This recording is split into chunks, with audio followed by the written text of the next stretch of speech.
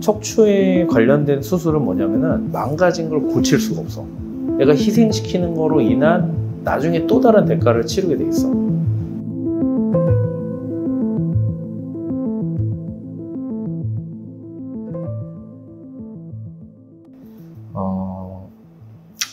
사실 척추는 조금 여태까지 말했던 그 무릎이나 어깨나 뭐 손이나 이런 팔꿈치나 이런 관절들하고 좀 달라. 그러니까 이제 우리가 관절에 대한 치료하고 척추에 대한 치료는 조금 달리 생각을 해야 돼. 그러니까 왜 그러냐면은, 물론 이제 무릎이나 어깨 같은 경우에는 이제 인공관절이라고 하는 수술이 있지만, 대부분 우리가 하는 수술, 아까 말했던 뭐 회전근개 파열, 힘줄 끊어진 걸 다시 봉합해갖고 붙여준다든지, 아니면 연골판이 찢어진 걸 다듬어내거나 연골을 재생시키거나 하는 그런 수술들은 어쨌든 손상이 되고 망가진 걸 고쳐서 얘들을 최대한 원래 상태에 가깝게 원상 복구를 시켜서 기능적인 것까지 회복시켜서 다시 이제 망가지기 전의 상태로 이제 만드는 게 목표인 그런 병들이고 그런 치료야. 수술도 다 그걸 목표로 하는 것이고. 근데 이게 척추는 안타깝게도 아직 우리가 가진 의술을 가지고는 망가진 걸 고칠 수가 없어.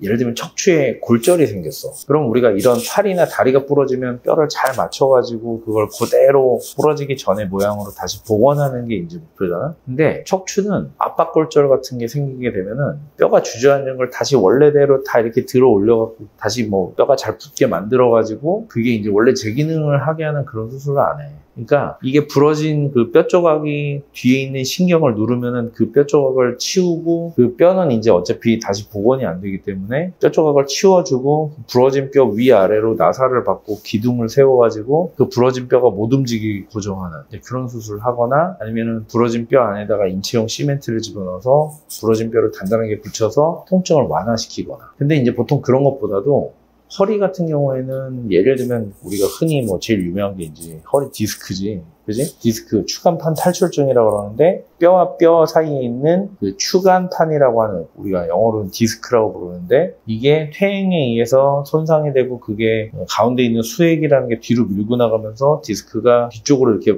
부풀어 오르면서 뒤로 지나가는 신경을 누르는 거. 그러다가 뭐 예를 들면 디스크가 찢어지면서 안에 있는 수액이 떨어져 나와서 그 떨어져 나온 조각이 뭐 신경을 직접 눌러서 막 손상이 되거나 증상을 유발하거나 이런 것들이 흔하고 그런 것들이 오래되거나 누적이 돼서 신경이 지나가는 길이 점점 좁아져서 신경이 눌리면서 생기는 협착증 이런 것들이 이제 대부분인데 문제는 뭐냐면은 우리가 가진 기술을 가지고 얘들을 다시 원상 복구를 시킬 수가 없어. 그러니까 디스크가 퇴행이 돼서 이렇게 뒤로 부풀어 오른 거를 다시 밀어넣어서 원래 멀쩡한 그 수액하고 섬유륜으로 둘러싸여 있는 그런 원래 모양의 디스크로 다시 복원하는 게 불가능하고 신경이 지나가는 길이 좁아진 걸 갖다가 다시 원래 인대라든지 뼈의 모양을 다시 원래대로 깎아내고 뭐 이렇게 잘라내고 해가지고 원래 정상적인 구조로 다시 바꿀 수가 없어. 그렇기 때문에 목이나 허리에서 척추 쪽에 하는 모든 치료와 수술들은 목표가 딱 하나야. 뭐냐면은 증상을 완화시키는. 그러니까 허리에서 디스크가 튀어나와서 신경을 누르든 아니면 신경이 지나가는 길이 좁아져서 신경이 눌리든 간에 허리가 아프거나 아니면 뭐 엉치가 아프거나 다리가 땡기거나 저리거나 조금만 걸으면 다리가 아파서 쉬어야 되거나 이런 증상들을 유발하는 병들인데 얘들이 예를 들면 약을 먹었는데 이런 증상이 하나도 없이 그냥 편하게 지낼 수 있다. 그럼 약만 먹는 것도 괜찮아. 근데 약을 먹었는데 해결이 안 돼서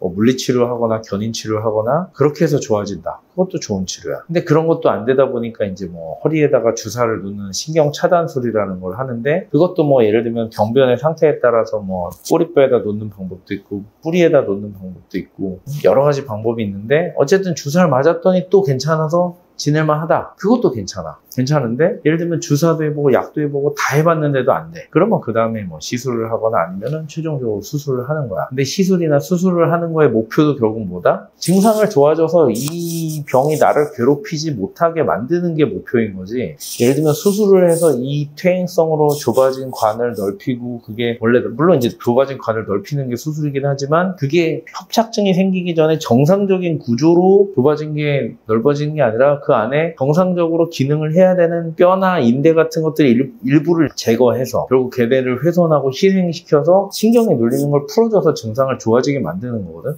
그러니까 그러다 보니까 척추에 관련된 수술은 뭐냐면은 수술을 한다고 하더라도 정상으로 돌아가지 못한다는 거야. 결국에는 증상을 완화시키는 목적으로 하는 거니까 이거는 아까 말한데 어디에 해당되냐면은 이것저것 다 해봤는데 안 되면 하는 거야. 그러니까 일상생활을 못할 정도로 불편한 게 생기면 그때 하는 거지. 그러니까 약이나 주사로 버텨볼 수 있으면 하는 거야. 그걸로 하다가 안 되면 그때 가서 수술을 하든 뭐 시술하든 이런 걸 고민하는 거거든. 그러니까 척추는 이거는 너무 심하니까 무조건 수술해야 됩니다. 이렇게 하지 않고 일단은 심하다고 할지라도 약도 써봐. 주사도 써봐. 안 되면 뭐 시술도 해봐.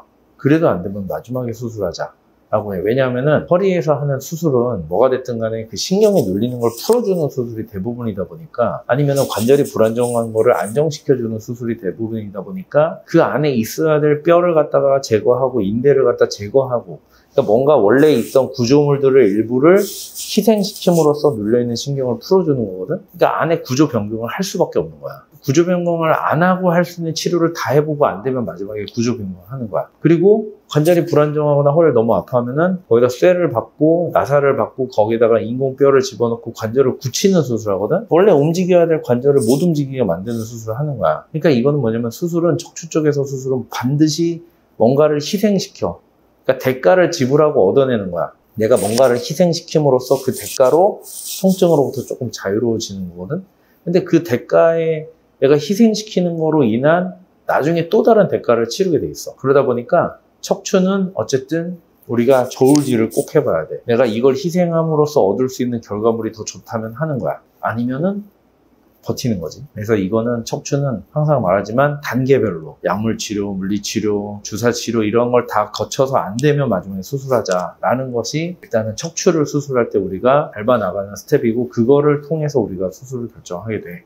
하나만 더 붙이면은 이런 경우가 있어. 허리 척추 수술을 했는데 가끔 이제 환자분들 중에서 척추 수술 받았는데도 계속 증상이 있어. 그러고 막 오히려 뭐 하고 나니까 더 아파. 이래가지고 이거 척추 수술 괜히 했다고 하고 나서 이제 회복도 안 되고 괴롭기만 하다. 그래서 막 후회하는데 후회만 하면 좋은데 문제는 다른 사람들 허리 수술 받으러 다니는 사람들을 다 쫓아다니면서 허리 수술 받으면은 안 된다. 뭐 허리 수술 받으면은 뭐 이런 말씀을 하시는 분들이 있어. 근데 나는 이제 그런 분들을 뭐 다 케이스 바이 케이스로 좀씩 다르겠지만 대부분은 어떻게 생각하냐면은 아까 이제 내가 손목 터널 증후군을 설명할 때 이게 신경이 다 죽은 다음에 수술하면은 그게 회복이 안 되고 후유증이 남을 수 있다라고 얘기를 했잖아. 근데 협착증 같은 경우도 똑같아. 그러니까 신경이 눌려있는 병이잖아. 우리가 하는 수술이라는 건 뭐냐면은 눌려있는 신경을 풀어주는 거지 눌려서 이미 망가진 신경을 고치는 수술이 아니란 말이야. 그러다 보니까 신경이 너무 오랫동안 그 눌려있는 상태가 지속돼서 이미 망가진 다음에 그 다음에 수술을 하면은 수술했는데도